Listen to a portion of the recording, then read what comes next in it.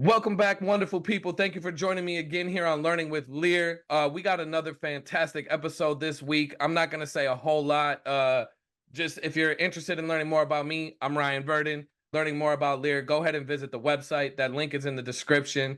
This week, we get to have another fantastic conversation with an educator, organizer, just all around dope human being. Helped to start the Catalyst Project, was been involved with the creation of Surge, standing up for racial justice.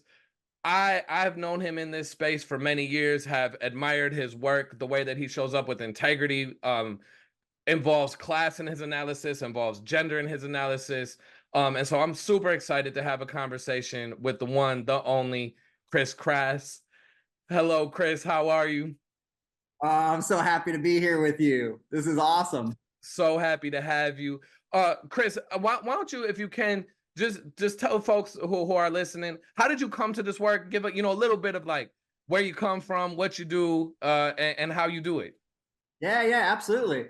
So I mean, I really came into this work because I grew up in a majority working class white family, community, extended family, very close knit, spent a lot of time together.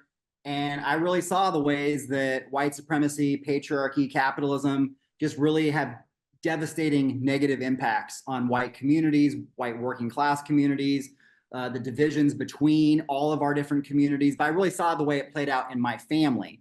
And so I grew up as a kid hearing arguments between, mostly kind of like my grandfather and my uncles, who working class white guys that were really growing up in the Reagan era of, Black women on welfare are the primary reason why our schools are falling apart, our parks are underfunded, our hospitals are overcrowded. And so this pitting of not the ruling class destroying unions, not the absolutely devastating tax breaks for the wealthiest that then gutted public institutions, the anger and frustration and class resentment and pain being directed towards communities of color. Southern California is where I grew up, so undocumented immigration was a huge issue.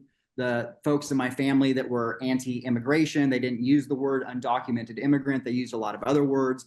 But I grew up with my mom and my dad, both, Kennedy, King, Rosa Parks, Cesar Chavez, progressive Democrats, who would be arguing at the dinner table. So I'd be at the dinner table as like a 6-year-old kid, a 9-year-old kid, a 13-year-old, listening to these intense arguments.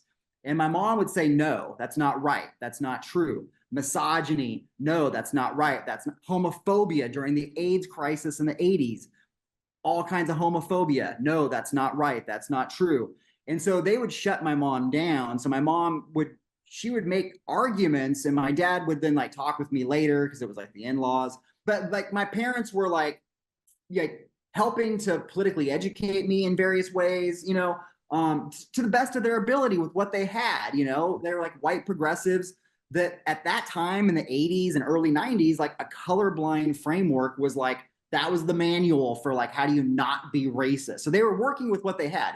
But nonetheless, I grew up in a household where it was Cesar Chavez is, a hero. Cesar Chavez is somebody that exemplifies the values that, that we believe in. So even though I didn't necessarily have deep understanding of who these different folks were, I had some idea that these social justice leaders were important to what our family is about, which is why I have all kinds of pictures and images of revolutionary leaders and art for your wall is amazing. I was just gonna comment on it. And I got my hallways, people's history posters. And, so I just want my kids, even though when I talk with my kids, it's kind of Charlie Brown and they're kind of mwah, mwah, mwah, mwah. I still want a certain, which was some of how it was for me with my parents. But nonetheless, I grew up hearing these arguments and I saw the way that white supremacy was equipping white working class people in my family to weaponize racism against communities of color as a way of dividing working class people from coming together to form powerful justice movements for economic justice for all, for multiracial democracy. And then I saw the ways that alcoholism, depression, isolation, also manifested in my family, ancestrally, in our line. And just for me, even though, I mean, as a 15-year-old kid, as I started getting active, I had a deep sense that ruling class power divides us and maintains structural inequality by pitting us against each other. I couldn't fully articulate all the things, but somehow in my bones, I knew that the history of depression, the history of alcoholism, the history of resentment towards people of color was deeply connected to how white supremacy had fucked over people in my family. And so for me, it was like coming with deep anger and putting class rage into anti-racism, I also grew up, I got my Star Wars, this is the yeah. So I also grew up with Star Wars as this, like, we got to build the Rebel Alliance.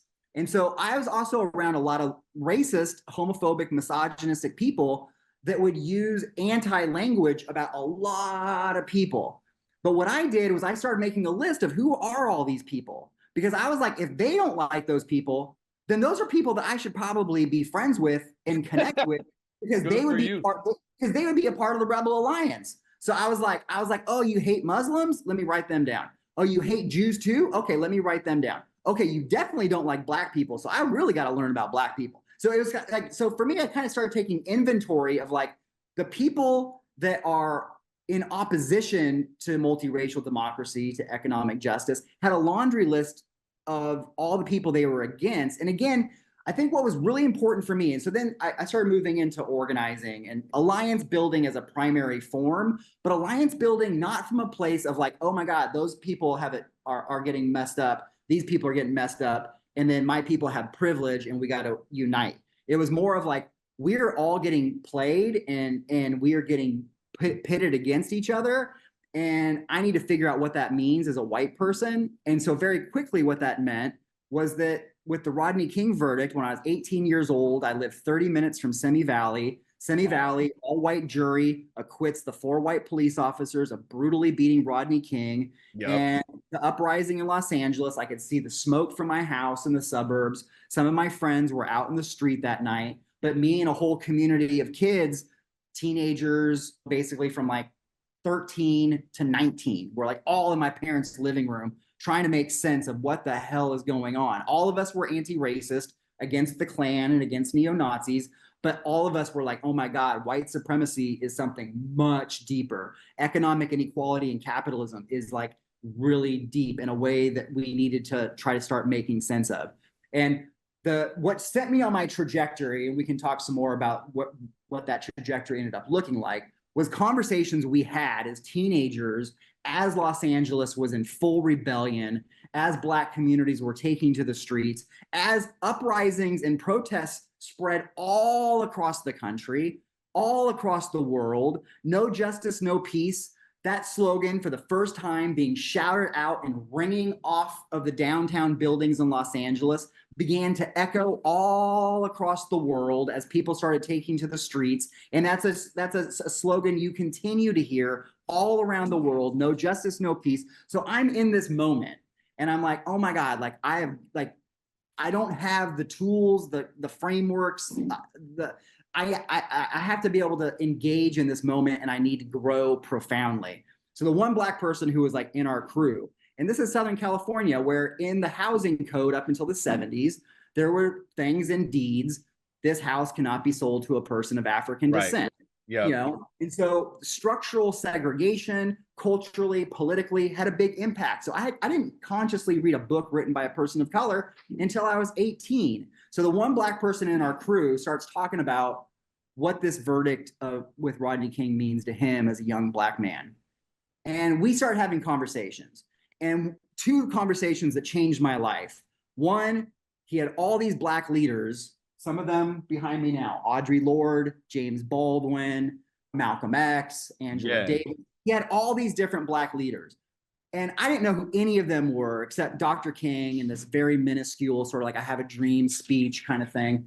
Yeah. But I was like, who are all these people? And we kept talking about it. And my friend Terrence, he could see that I was kind of treating it as like I need to know about some Black people because I feel really guilty and I feel really confused. And he understood, he had deep compassion, deep love. We were incredible, beautiful friends.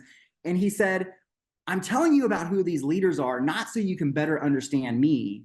I'm telling you about these leaders because white supremacy tries to get you, one, to not know who they are, but two, if you do find out about them, to not think of them as your leaders too.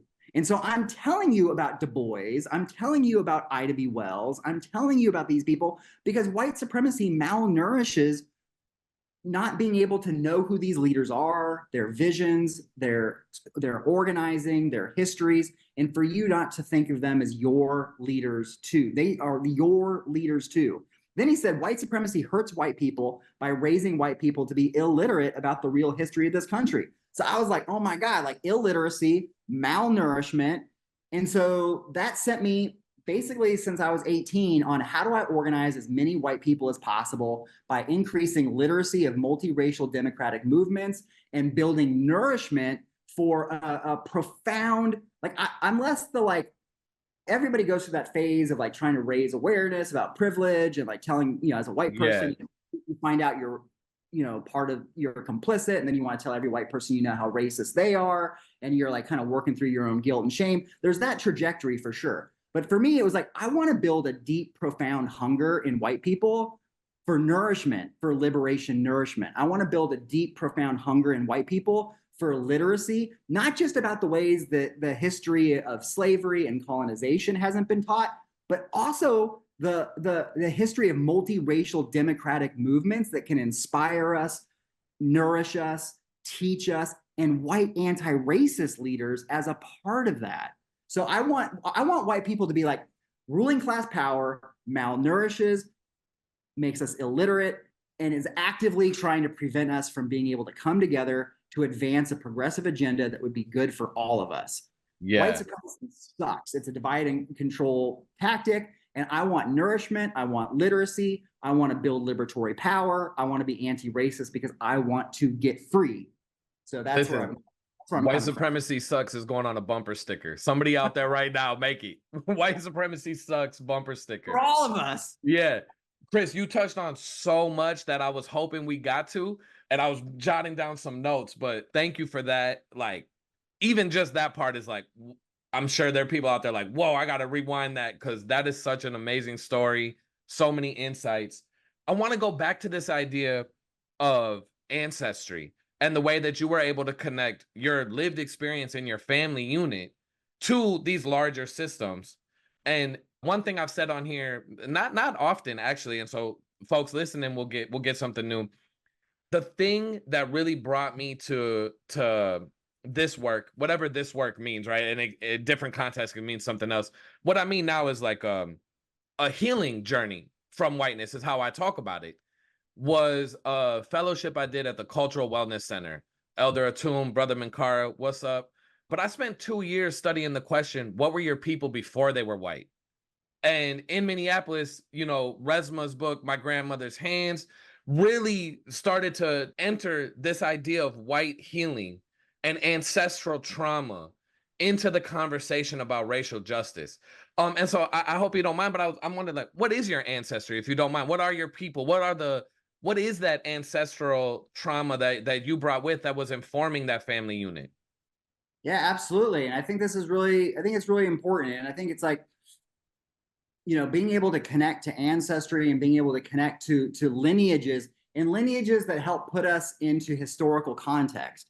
Right. You know, like I've got a lot of family that were, you know, Norwegian that went into Minnesota in the Minneapolis in different mining industry. I've got a lot of family that Irish that were going into, you know, Chicago and, you know, New York, and then a lot of German immigrant in Pennsylvania. And so this different like ancestry of primarily immigrants in the like late 1800s, working class folks that were desperately trying to, you know, find work and find ways to be able to economically survive in a viscerally capitalist system. And then for me too, it's like, I don't know a lot about my ancestry in Europe, but it's really important for me to be like, what were the forces in Europe over hundreds of years of the seizure of the commons, the development of capitalism, the displacement from lots of community, and not to romanticize in any way, but European civilizations that had more earth-based spiritual traditions, cultural practices,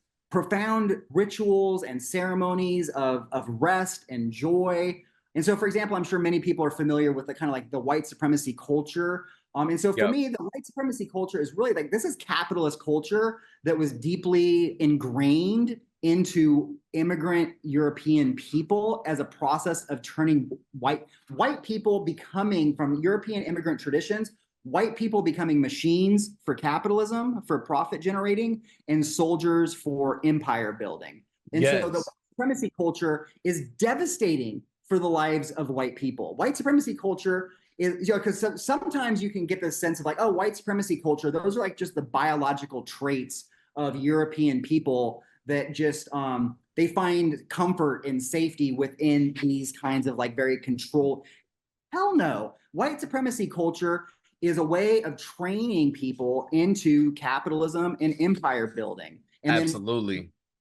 then systems of reward and punishment based on all of that. So going back to the kind of European, what was happening, as opposed to this kind of idea, one-dimensional, of like people from Europe were then colonizers and, you know, just like inherently culturally, biologically ingrained in supremacy in a way that it's just like those are the bad people that came and colonized. And so we need to create a much more complicated narrative that really makes us deeply understanding of ruling class power, where we stop blaming individuals. Yes, there's agency, of course. Agency, education, organizing, of course. But a systemic analysis of why did people end up doing and being in the places they were? How did people get displaced? How did people lose their economic sustainability in Europe and then be in a place where colonization in the Americas was given as like, this is the option to survive and continue to be able to provide for your children?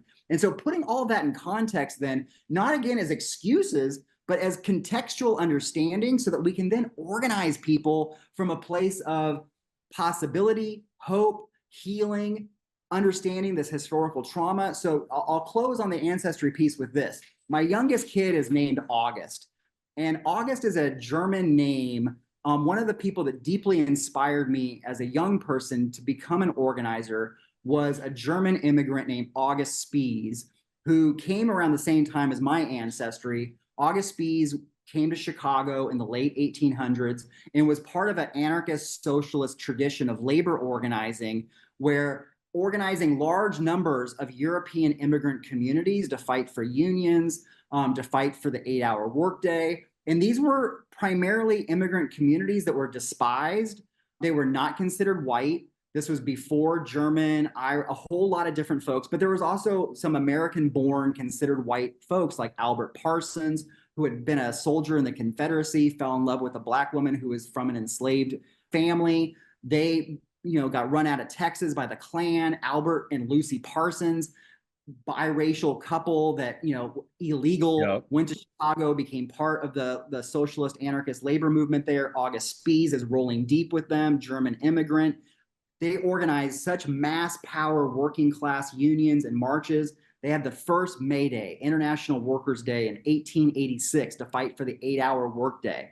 Albert Parsons, August Spies, rounded up as labor leaders, executed by the state of Illinois, framed up on, you know, false charges that we, you know, don't need to go into now, but essentially framed as organizers, executed by the state. They were labor heroes that were at the forefront of reform struggle, 8-hour workday, with a vision of building a cooperative democratic commonwealth of a society where working class people of all backgrounds had dignity. And so August Spies, this is before German immigrants, you know, were considered white. My kid is named August with both at a recognition of our ancestry of this German immigrant labor organizer, and also this idea for me of like August Spies was before the radical immigrant European community got absorbed into whiteness. My kid August is on the leading edge of those of us who are going to break the fuck free from Let's this. go. You know? So it's like my kid is named in the promise of what was and the promise of what we are building to be. That is so beautiful. So beautiful. And you touched on so much of what I think is super important. And what I talk about on this channel, if folks are tuning in, I'm gonna come back to this idea of the wound of whiteness, right? And you talked about something that is foundational to what I believe our anti-racism has not making enough room for, which is the you use the term the culture of white supremacy. I say whiteness, right? The ways of being that are associated with white supremacy. So I don't think those are in contradiction. I just want the audience to know those are two different ways to speak of the same phenomenon, I believe. But in my study, what I learned is that what we're talking about, what whiteness really does, this wound of whiteness, was the shift away from a certain indigeneity in your worldview, right? And so at the Wellness Center, we would talk about indigenous people across the world, and I'm including my people. I'm Irish, so my mother is 100% Irish. My dad's grandfather was an orphan, and so we're not really sure what was there. Funny story, both not funny but interesting. Both his parents were blind, and so they both were orphan. It was the age of eugenics and stuff, like all that. But what the wound is, and at the Wellness Center, was indigeneity, and I include Celtic people in there, my own ancestry. Indigenous people across the world had a worldview that started with a spirituality, an understanding of a connection and a certain godliness and divinity of creation. Then they created symbols. You saw a tree and it was connected. It was a part of your ecosystem. And then we told stories about it. There were stories that taught life lessons, real deep wisdom that went on. And the goal was to live in harmony with nature, to be a part of this larger thing, right? Like, there's corny sayings about the circle of life and things like that, but they're very true. And what whiteness did is it shifted that. And I love that you don't separate that from the economic circumstances that shifted that to a system that was first and foremost based on objectification of people and nature, right? So that tree becomes lumber or timber, and if you're not using it well, there's you rationalize that objectification, or you rationalize the violence that comes with that. Think of settler colonialism, right? Like, the savages aren't using the land as a legit rationale for the violence of settler colonial white supremacy. And then the goal of that was for technology advancement to always be bigger. And we're still talking about that, right? We look at economies and we say, well, how much has GDP risen? Our economic features are still about consumption, are still about growth. Are we growing? And then we wonder why, inflation's at an all-time high, stock buybacks, while minimum wage doesn't cover rent anywhere. And then folks on the left are stuck in, I think, this space. I have experienced this, and I'm interested in hearing your experience with this as a class and race organizer, of having to choose, is it race or is it class? And because our anti-racism doesn't go back far enough to say, actually, both of those things are symptoms of this really deep shift from spirituality, symbol, mythos, harmonium, to object, science, rationale, technology, right? So, and I did in my narrative, I didn't talk about the science piece, right? So you objectify nature, you justify that objectification through science, right? Like, everything's you remove the creator from your story, from your reality, and therefore it removed our connection from each other, right? You're no longer connected to the buffalo. You're no longer connected to the earth, to the river, to the sea, to the trees. Therefore, you don't have a responsibility to them. You're not accountable to them.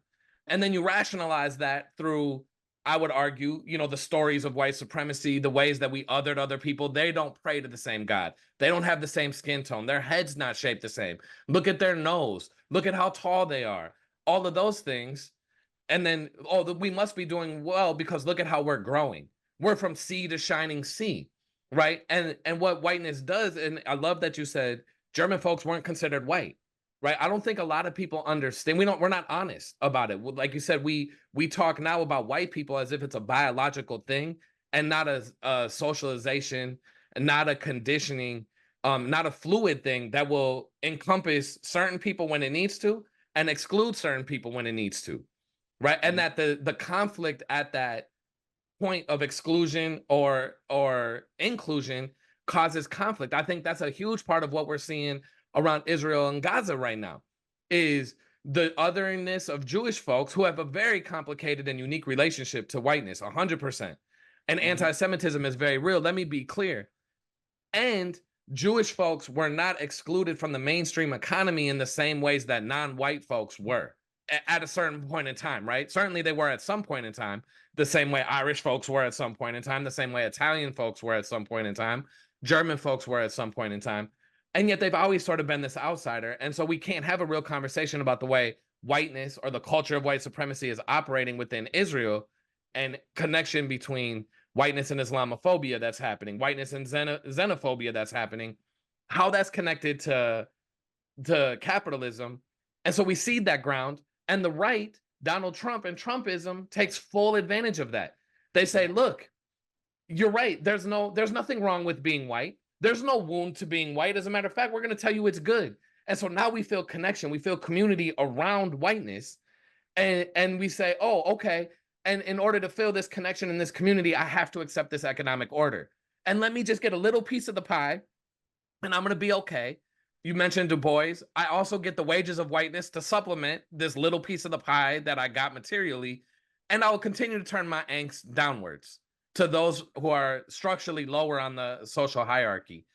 And our anti-racism, I think, because we don't make the space for addressing that initial wound of whiteness, that disconnect, that the removal of ritual, the removal of routine, the removal of the divine, we've ceded that ground to now it's any way religion or God enters the conversation, in my opinion, is a perverse understanding of Christianity and what Jesus would want, and all of the, or what, how we see divinity in each other. And so I'm saying all that to say, one, to just enter that theory in for the audience, right? Like to consider, how is that shift relevant in your life, and thinking about your own ancestry. How important is it to understand that, hey, my people are bringing a certain pain or bringing a certain disconnect with them here for a promise that is fundamentally fraudulent. It fundamentally requires an othering of other people, a violence of other people, a dehumanization of other people.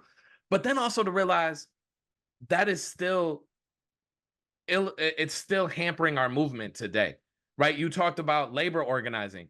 Labor organizing, one of the major hurdles that labor organizing had to do was overcome whiteness within it, right? I know you, before we started recording, we were talking about the Highlander Center and the ways that the Highlander Center symbolizes hope for a multiracial democracy that was expressly anti-capitalist, right? And the way that Miles Horton operated, and the fact that Dr. King and Rosa Parks and a lot of SNCC and people like that studied there, and it's erasure, right? The only way it enters into, I was a history teacher, and the only way that it enters into, there's a famous picture where Dr. King and Rosa Parks are pictured at the Highlander Center. It's like trained at a communist center, like, that picture. Yeah. And if you don't know that communist center is the Highlander School, you're never going to talk about it. And you have to know that this is another thing that you touched on, the idea that white people showed up. It wasn't always like this, right? Like if you study Dr. King beyond I have the sanitized version that they want you to know, that there were white folks there that were doing that. If you study the civil rights movement and you ask even a couple critical questions about that famous picture of Rosa Parks sitting on the bus, you get to, oh, that white man there, that's a staged photo op. He had to go against a lot of people. That wasn't real time. There's nobody else on the bus. That's not real time. It wasn't like, oh, we showed up. He didn't go on Facebook Live on the gram. It wasn't a TikTok photo shoot. But it was that's a certain amount of courage that white man had in those moments. We brush by freedom riders, but we don't talk about the way white people stood up against whiteness. And what would that do for race and class? Right. And so I would love, I went on my mandatory little like soapbox for a second, but I would love to hear you talk about your experience around race and class organizing in that way, and thinking about what would it take for working class white people to say, hey, I don't have to choose, that actually racial justice is fundamentally going to lead to class justice, because that was whiteness's goal, right? Was to divide working Absolutely. people and say, hey, if you join with us, we're going to give you a little bit of this mainstream economy, and they're going to be excluded forever and ever. Amen. Absolutely. I mean, I'm with you on all of that. I mean, I think it's just like, part of it. So, I mean, my own like kind of like evolution, and I think this is like, true for a lot of white folks kind of going through this is, like I had mentioned before, it's like, you kind of come into consciousness and there's some wrestling with like shame, with guilt, with like sadness, with the heartbreak of like learning about all kinds of devastating injustices, and you're wrestling with that. And so there was like a period of time, and again, like the kind of like anti-racism that was sort of like in the air was, kind of more of this like calling out other white people. And I get that. And sometimes that can be, a part of it. But for me, when I started trying to organize, my first experience of really trying to like organize, it was like working class community college in Southern California, in Orange County, which Orange County, California had been a hotbed of radical right-wing politics. It was one of the home bases of the Reagan Revolution, the far-right John Birch Society, which was like kind of like a suit and tie clan that my grandfather was a member of. And in Orange County, there's real struggle, demographic change, political change. So I was part of a multiracial coalition that was majority Latinx students fighting around ethnic studies. Also, the anti-immigration legislation in California in the early 90s, Prop 187, that was really targeting all brown folks under the guise of anti-immigration. So there was this like fight going on campus around ethnic studies, hiring more faculty of color. And me and my friends, multiracial but majority white, were a part of a lot of the ethnic studies classes, and we were part of this coalition. And we were trying to organize, and quickly we were losing as we talked more about race, and by race meaning like ethnic studies, hiring faculty of color. We were losing a lot of the white support that had been with us when we were fighting around like fee hikes, around kind of more access for students more generally around economics. And so as we started working around ethnic studies, immigrant rights, we started losing a lot of the white support. And it's easy to be like, oh yeah, well, white people are racist, write them off, da da da da. But some of the leaders of color who I was working very closely with were like, it would be amazing if you could figure out how to like really speak to and bring in a lot more white people. Like we need, we're a majority student of color campus, but we're still like, 45% white. It's a mostly working class commuter college. If you could really start trying to figure out how to organize white people. And so, this was like in the early 90s. And so it was like kind of like in this set a whole trajectory of what does it mean to organize white people from, again, that place of like the divide and conquer, the divide and control, the ways that white people are screwed over by this system. But then a shift to like, what if I organize white people because I truly loved myself and I truly loved other white people, and I wanted white people to get free from this murderous system and be joining with communities of color for multiracial democracy, for economic justice, and then really try to lead into this. This is, and it goes really into the book that you've been working on that's on the horizon of being published, which is beautiful. But what is in the shared interest of white people in this work? And so we're not trying to talk about more faculty of color because that would be good for students of color alone. It would also be fantastic and wonderful for the white students. And this is how it's been really helpful for me. Ethnic studies is not just for students of color. It's also for all of us, including white students. And so I started like really talking about like, this is how fighting these things is good for and will make life better for white people too. And so really leaning into that. And then over time, and then this goes into the founding of Catalyst Project in the late 90s, which was really then, because in the 90s, and again, it's not to like necessarily, everyone was trying to do the best they could. But in the 90s, there really was this like strong anti-racist impulse. White people need to be aware of their privilege. White people need to be aware that they're complicit. White people need to, on some level, atone. and then white people need to follow the leadership of people of color. I think those things are still very prevalent. And I mean, if we look at the uprisings, that was a source of tension during the uprisings, just in the summer of racial reckoning, right? It was like white people need to fall in line, check your privilege, check this. And I would argue the reason that it didn't sustain was because that assumed, or that what that message that sent was that white people didn't have a stake in getting free like that. And that wasn't the same stake. I want to be clear, right? It's not the same stake. Absolutely. But I think we missed the moment by not creating the space to say, white people, you need to heal yourself in this too. And so let's figure out how to do that as we simultaneously stop, like speak out against the atrocious horrors and violence of white supremacy against people of color. And so I think it's just important to name that those are still very. Yeah, so I think, absolutely. I'm so with you. And I think those dynamics are very strong.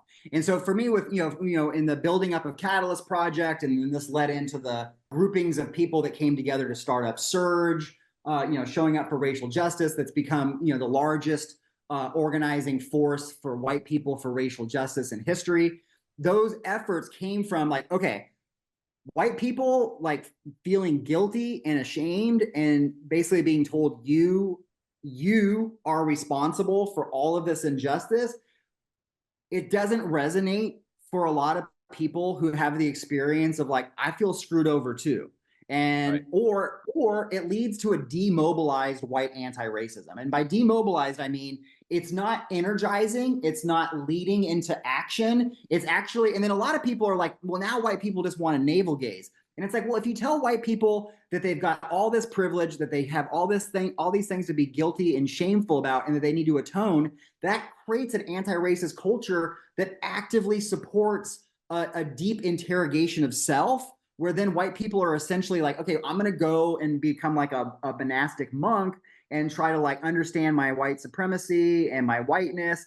And maybe one day I'll heal and come back and be able to interact in society. So it leads to this like leaving society. And so for Catalyst Project and then Surge, it was like, actually, we want white people to be fired for justice.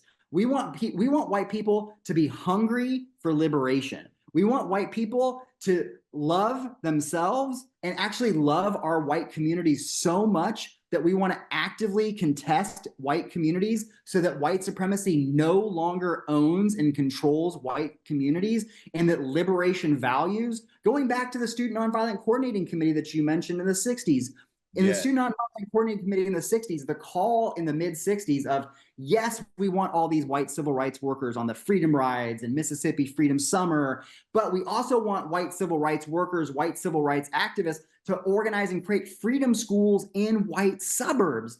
And so for me, I was like, we need to create those freedom schools in the white suburbs that I grew up in. And so Catalyst was like, we need to be aware of privilege, but privilege as a barrier that prevents us from meaningfully building the alliances and the communities and relationships that will lead to our liberation. So not leading with privilege, but leading with our hunger for a better world, our hunger for healing, our hunger for a better way. White supremacy, like you talked about before, about the removal of the kind of like earth-based spiritual traditions that provided ways to make meaning of our lives and find belonging. And Absolutely. So dissociation of self, dissociation from my body, dissociation from community, dissociation from the earth is fundamental to these fucked up supremacy systems. Absolutely. So with Catalyst and Surge, it was like, what if anti-racism was opening a door to belonging, to meaning making, to healing, to positive, purposeful action in which you felt so good to be alive, working for liberation, where you started to actually feel that you could connect to and feel rooted to purpose, to the earth, to start to associate in a way that builds meaning and community, that basically anti-racism is home, that anti-racism is a reconnecting to our hearts, to our souls, to our relationships, and that anti-racism is a, how do we deal with that illiteracy that my friend Terrence said, the malnourishment of white supremacy? How do we actually nourish white people, liberation values? not shaming white people, not telling white people they need to atone for their sins, but the nourishment of liberation values that gets white people so fired up for justice that they want to challenge white supremacy too. And so this nourishment, this literacy, but at the heart of it, this sense of belonging, purposeful living, deliberate, intentional connection, and being able to, like, so you hear this thing a lot in like anti-racist work, which white people shouldn't do this work to get cookies. And it's like, and, and for me, it's like, yeah. You don't look to people of color to be like, telling you like, oh, you're the best. You're the right. There's no trophies to it, and we don't want trophies. Like that's fine. But in Catalyst and then Surge, it was like, you know what? We want to be organizers and leaders. We are the ones that want to go to other white people, and it's not cookies, it's nourishment. It's actually being able to go to other white people and be like, I see you. I see what you're doing. I appreciate you. I love what I see how in the context of your life, you're making meaningful, important contributions. We need to help contextualize, because as you were saying before we come on, so many of us rarely experience a sense of victory in our work, a sense of success in our work, because we are up against so much. It's easy to wake up every day and feel like all we have done is not enough and that we have on some level failed.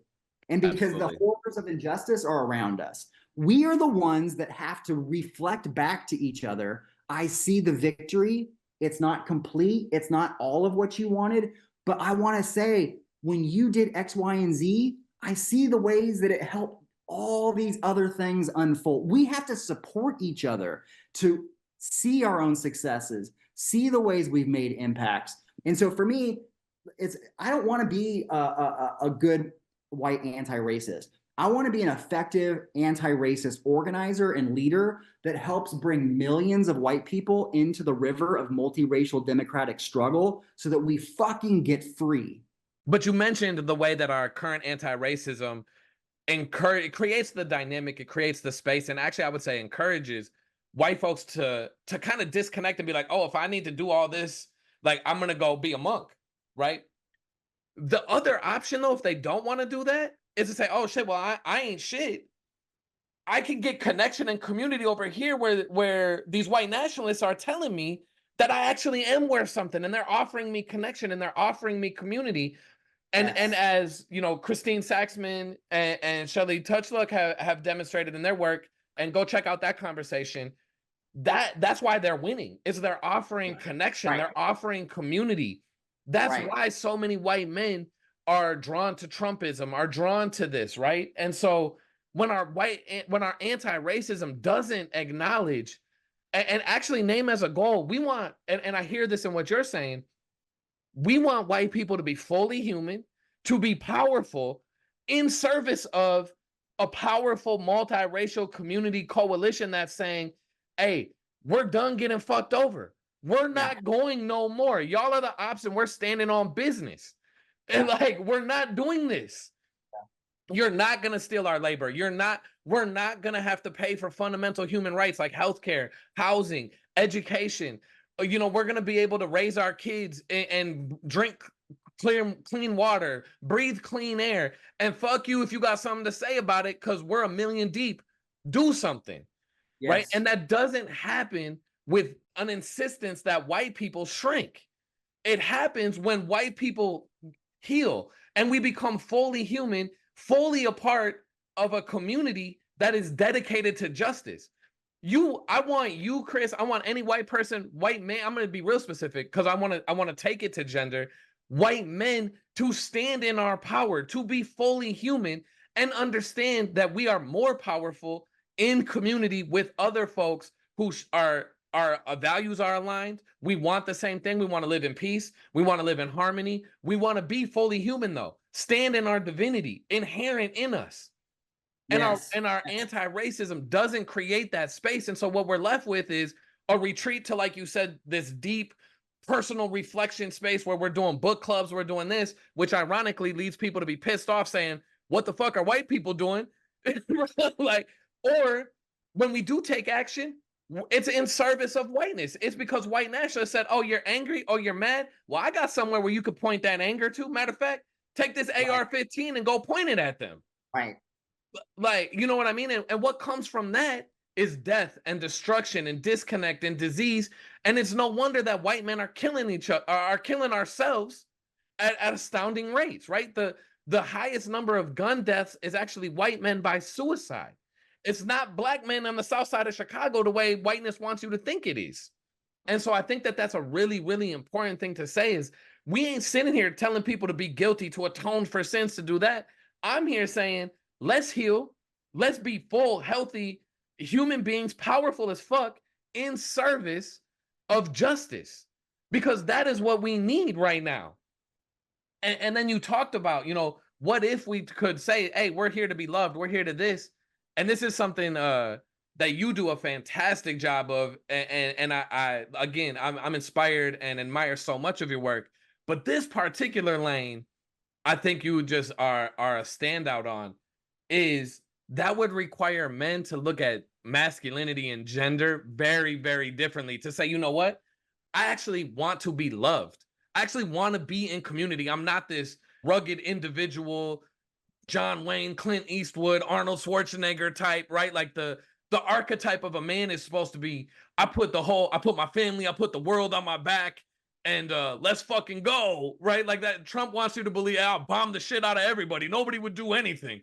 I'd backhand Putin and everybody would be fucking good. And it's like, yo, to be fully human, it is okay to say, hey, you know what?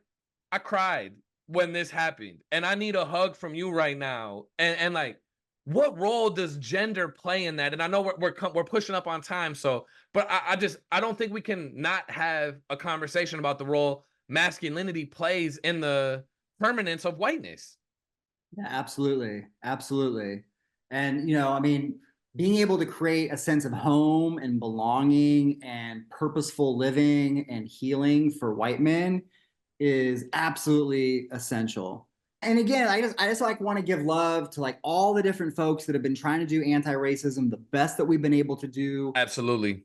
Trying to figure this stuff out, and just to be able to like, because I think a lot of it is like, there's so much to be grieving in the heartbreak of injustice. Say that again.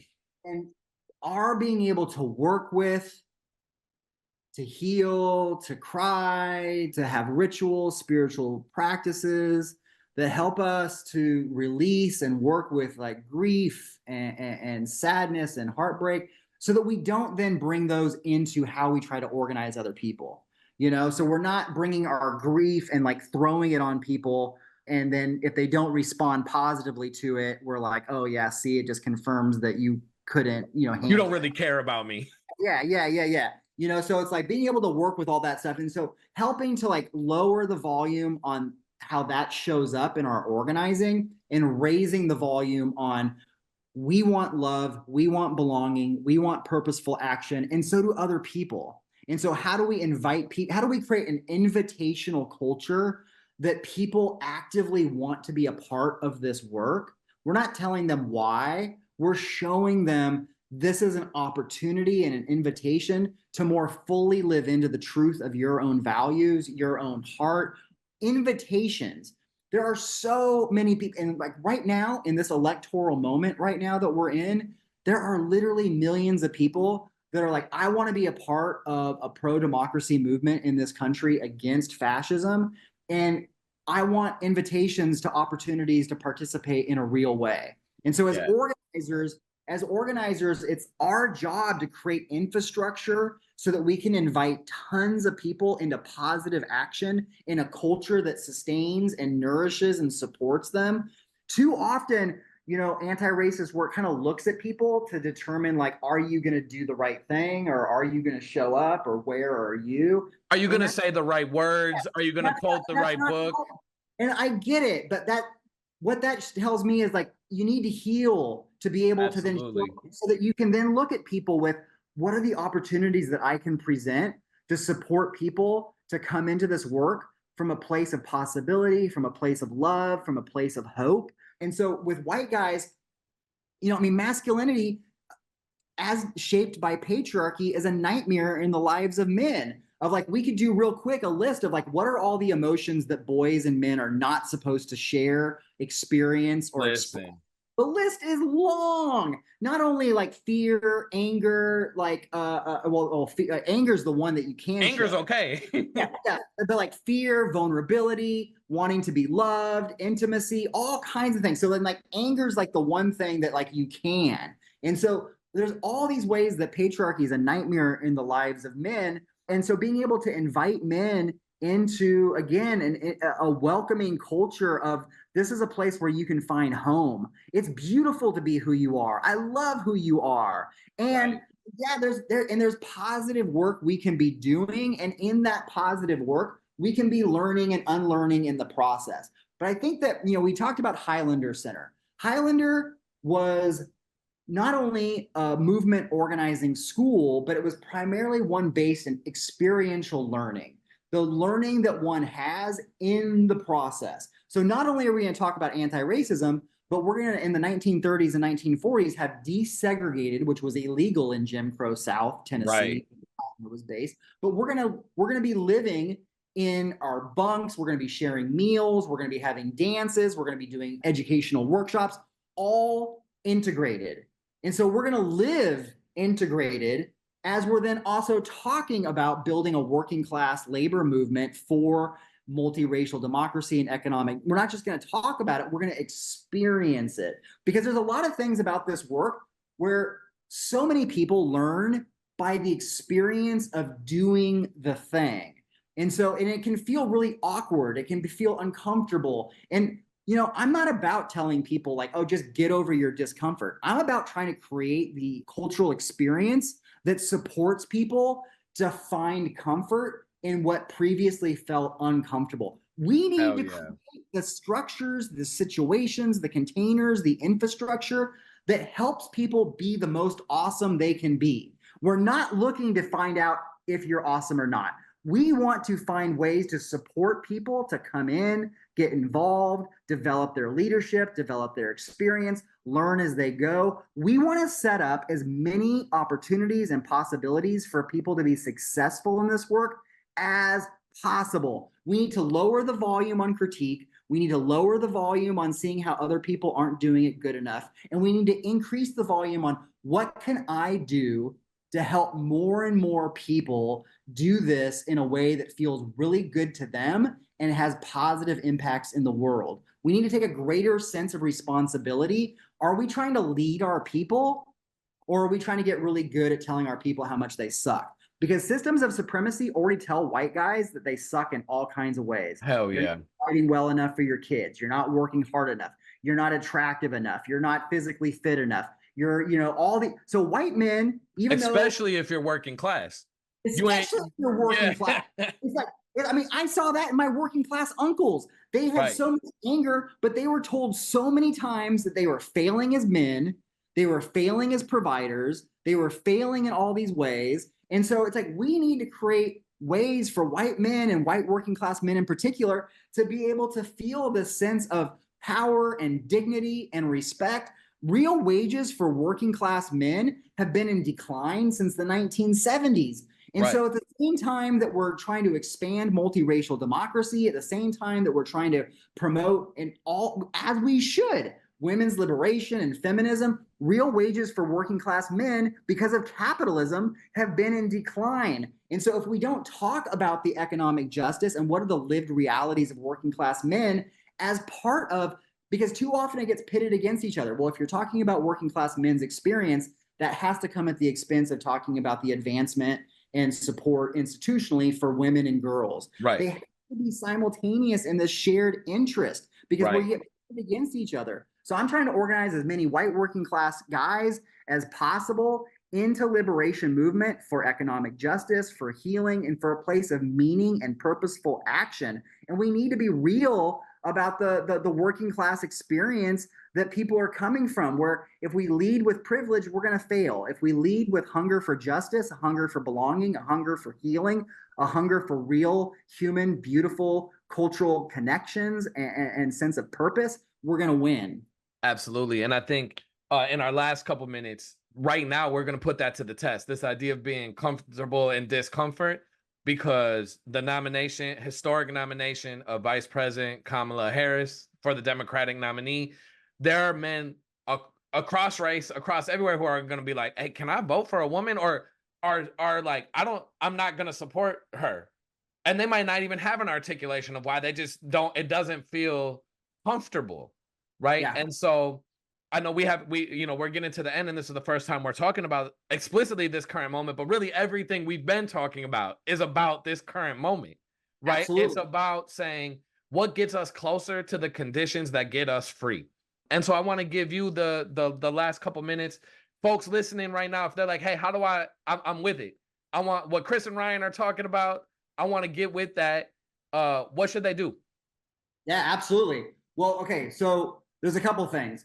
This moment, there's obviously a lot of different things that are going on. We need to end the genocide in Gaza and continue to work on that front. Absolutely. We need to defeat fascism of the far right, MAGA, Donald Trump. Absolutely. And we need to be able to see what are the opportunities in this moment.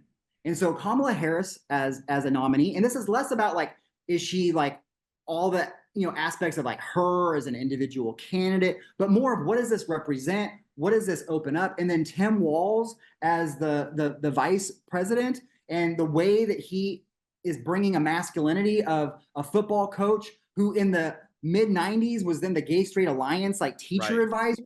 That is huge. I want every white boy and white man to know about a football coach who was the student advisor of the Gay Straight Alliance and showed up in big positive ways. Like that is powerful. Masculinity for everyone, but especially for white men, is absolutely on the ballot in this election. Especially how people reacted to his son crying and all that. That's Walls. I mean, it's like do we want like a Kyle Rittenhouse who goes out shooting folks for Black Lives Matter in Michigan, starts trying to attack white anti-racists and black folks out in the street? Or do we want Gus Walls and all the other kinds of boys and folks of all different kinds of backgrounds to be able to express beautiful emotions and sense of connection, love, absolutely, all of that? So I was a part of organizing, with this candidacy of Harris, a white man against MAGA, a white man against the far right. So we had 1,300 white guys show up on this webinar, organized in 36 hours,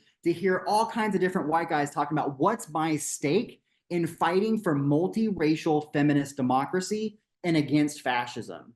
And so trying to expand it, not again about just a candidate, and I mean, I am for Harris, I am for Walz, I am voting for them, and I'm also voting against MAGA. I'm also building and supporting and trying to contribute as much as I can to the movement to free Palestine and end the genocide in Gaza. And we can do both. We can, and we should continue to push Harris and Walz. I'm from Minneapolis, so I know all of Walz's shortcomings, and he's not this progressive champion. And it's a moment where everything you just said about masculinity is true and how it's showing up. Totally. Both of those things are true. Absolutely. So we got to, I think as progressive left people, we need to be really good at, being able to see the shortcomings and not ignoring that or living in the illusion that they don't exist. But if we only see the shortcomings and we don't also see the opportunities and the ability, because right now, millions of white men are contestable. Millions of white men are absolutely contestable. If the only people that talk to them are the far right and the alt-right, if those are the ones that are like, as you said before, we see you, we see your pain, we see your struggles, and this is where you belong, then of course that's where they're going. So organizing the white men against MAGA, 1,300 guys talking about like how we want to get involved for multiracial feminist democracy. Then was part of the white dudes for Harris, 200,000 folks. The largest gathering of white men outside of a Klan meeting. Incredible. And for the first, and part of it was like, part of my role within that effort was the narrative strategy. Why do we identify as white men for multiracial feminist democracy? Because there was a lot of white guys that were like, why are we doing this? It seems like only like the people that identify as white men are usually like the Klan or like like Charlottesville. And so the narrative strategy that I was like helping to support in this space for white dudes for Harris was like, unless we claim this identity and speak from it and of it in a way that brings progressive values into the heart, then the only people who claim the identity of white men are the far right, and then they own that identity. By doing white dudes for Harris, it's going to open up the political space of possibility for what it means to be a white man in a changing demographic society, in an active struggle for what direction we want this country to look like after the election. And the election's a step, it's not a solution. But after the white dudes for Harris, it was like there is profound opportunity to actively speak as white men to white men about what kind of a future we want, what are the values that are most important to us, what kind of a world do we want our kids to grow up in. And so it's an opportunity to contest for white male identity, white male sense of self, white communities. And I just want to say to white supremacy and the far right, fuck you. You can't have my kids. You can't have white. Fuck you. You cannot have my extended family. And we're not going to abandon them as anti-racists and be like, well, we don't want to be a part of all that with the white people. I love white people. I love white communities, and I want white communities to be a part of multiracial movements that we can all get free in the river of multiracial democracy and economic justice. I'm going to fight for white communities. I'm going to fight for white kids against the fascism and against the white supremacy so that we can live in a way that connects to our ancestors that you spoke of, where we have cultures of meaning and belonging and purposeful connection and intimacy and a sense of self that's not based on domination of others, but a sense of self based on collaboration, cooperation, right place in society, the earth, and our meaning within that. And so in doing this anti-racist work, it's just to close, is like, I feel like we need to go into a place of, we don't want to be a radical minority. We don't want to be a radical minority that is just like, we're always the opposition. We're always like pointing out what's wrong. We want to build towards a super majority of white men and white people that are for multiracial democracy and economic justice in a way that we then are talking to people from a place of, how do I invite you in, not call you out? Not even just like, call you in, but invite you into active participation in a way that I see your heart, I see your values, I see your sense of connection to your kids. And I want to connect you to purposeful political action that leads us into confrontation with white supremacy, but also leads us in to the beauty and possibility of a democratic, multiracial, feminist society. And absolutely. So I'm so grateful to talk with you and connect with you. One concrete way that people can connect is there'll be something in the links here. I'm leading an online course that starts in September called White Dudes for Collective Liberation Towards Justice and Belonging. And it's a place for white guys to come together for political education, but also political support, to engage in the election in this time period for multiracial democracy, but build community as white guys from that place of meaningful belonging, purposeful action, community of support, being with other white guys that are really breathing life into the possibility of gorgeous, healthy masculinity in relationship, in purposeful action with others for a better society. So there's White Dudes for Collective Liberation. And then I'm also organizing white guys to work against MAGA in this election. So working against the far right. So any white guy out there, if you know any white guys out there, just send them my way, because there's a lot of opportunities to plug in and do purposeful action to defeat. Absolutely. We will we'll definitely link to that. Chris, I know you got to run. Thank you so much for your time today. It was so great to connect with you, and we'll have to do this again. There's so much more. Yeah, man, this is beautiful. Thank you for your work, Lots brother. Love to you. Love to your book. And, thanks for what you said about your ancestors and about the, the folks you come from and like some of the struggles that they went through. And I think we just got to really like love our people and, hold on to like what they went through to figure this stuff Absolutely. out. And that we want to heal our ancestors too. And we want to do this work to get free. Absolutely. Let's get free. Chris, thank you. Thank y'all for tuning in. Make sure you subscribe. Make sure you like this. Make sure you register for the class. Link is in the description. Peace. All right, man.